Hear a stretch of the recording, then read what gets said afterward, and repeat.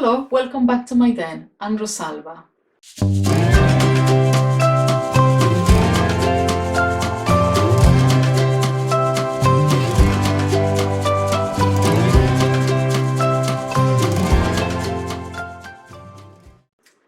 In my previous video, I gave you a tip as to what we need to think about when we want to write or we would like to start writing our children's picture book. And I talked to you about the ratio in terms of the size of our illustrations so that we can print our books in the format that we would like them to be. So that means that if you want to have them portrait or landscape, the ratio of the size of your illustrations are not going to be a problem. I also talked to you about the size of the book, that you need to think whether it's going to be 8.5 by 8.5. In my case, I decided that my books are going to be 11 inches by 8.5. Today, I'm going to tell you about another tip that I wish I had known before I started writing and illustrating my children's picture book. And it's about matching the text to the illustrations. So before we start illustrating, there are a few things that we need to think about. So I'll show you my fourth book. I have finished it and I'm very, very excited. And I'm going to show you the thought process behind in terms of how to fit the text and the illustrations for the body of the book. So the first page, normally in a book, is the preface, or I think they're called page ends. And usually children's picture books have one or two. If we look at Julia Donaldson's, she has quite a few. She has one, two, three, four, five pages before she starts her book, and she starts it on the left hand side, which is an even number, an even page. I normally start my books on the right hand side page, which is an odd page, and it's number 1. But to show you what I mean, this is my last book, Bella and the Christmas Speller Pillar, and I only had information about copyright, a little dedication section here for every little person who needs a little help. So I had 1, 2 pages, and then I started with my story.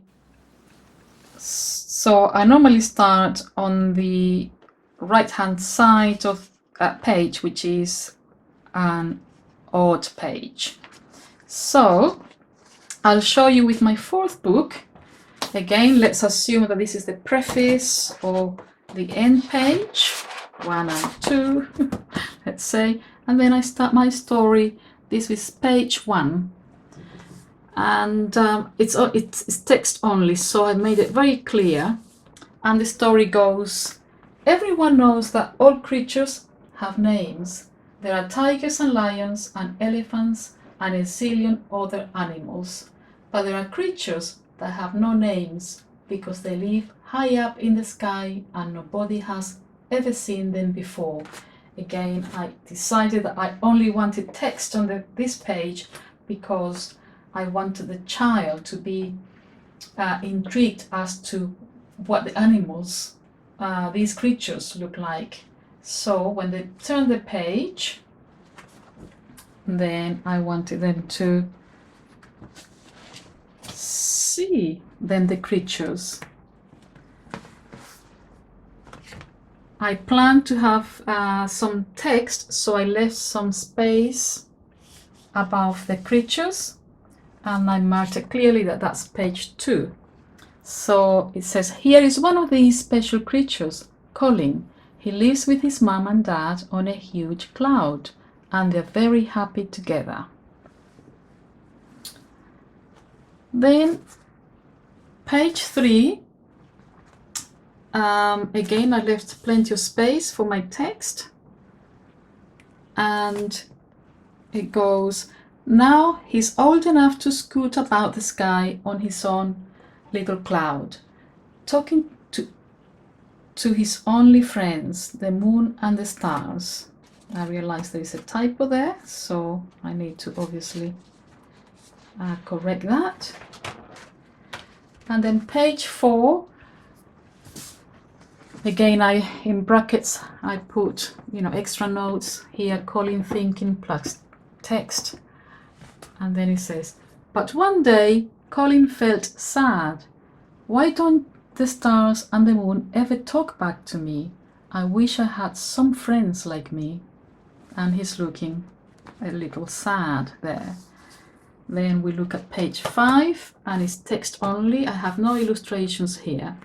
Suddenly, Colin had a wonderful idea. He knew exactly where to find lots of new friends. And again, I'm leaving it in like a suspense, which normally goes on the odd page, because then they will turn to find out, the children will turn the page to find out what wonderful idea that was. And then what do they see? Well, it's a page full of different things going on. The illustration shows lots of different animals. It shows the parents that are looking concerned, that Colin is looking through that big cloud and looking at the animals below on the ground. So I decided that there was no need to leave space for text here, because the illustrations is telling us what's going on in the story, and that's really important when we produce our books. We mustn't add text for the sake of it. If the illustration is telling us the story, then that should be enough for the child to see what's going on. Which is why then I left all the text to go on to the next page. And he says, Mum, look, he shouted. There are so many different creatures down there. I want to go there now, and they will all be my friends. We never go down there, Colin, said his mother. They're different to us. You wouldn't like it there. That's right, said his dad. We have to stay up here. This is where we belong. But Colin was too excited, and he wasn't listening to his parents. ... Again, suspense here, and then the children hopefully can wait to see what's going to happen. Oh, what do they see? Again, not text here. You can ask the children here, what's happening? Did he listen to his parents?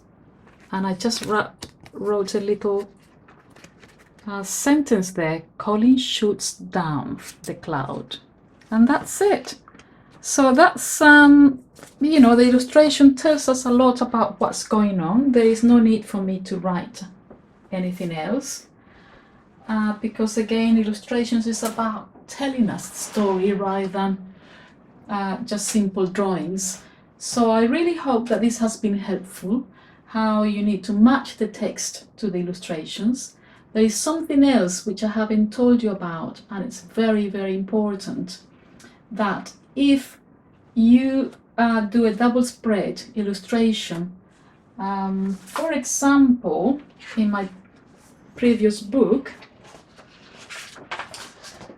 there is a double page here.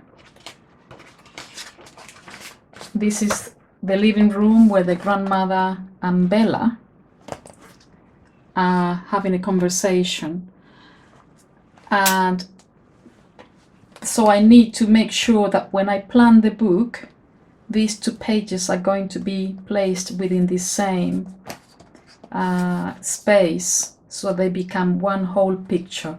Otherwise, this page could end up on this side and they will not be connected. So you need to make sure again that they're part of the same odd and even spread. And something else is that because they're having a dialogue, I like to put the text within the illustration, so that it's clear that that's them talking, and it makes it more appealing for the children. So that's something else I thought you should know. I hope these tips have been helpful for you, and I hope you enjoy the video, and if you did, I hope you come back to see me soon. Thank you for watching. Bye bye.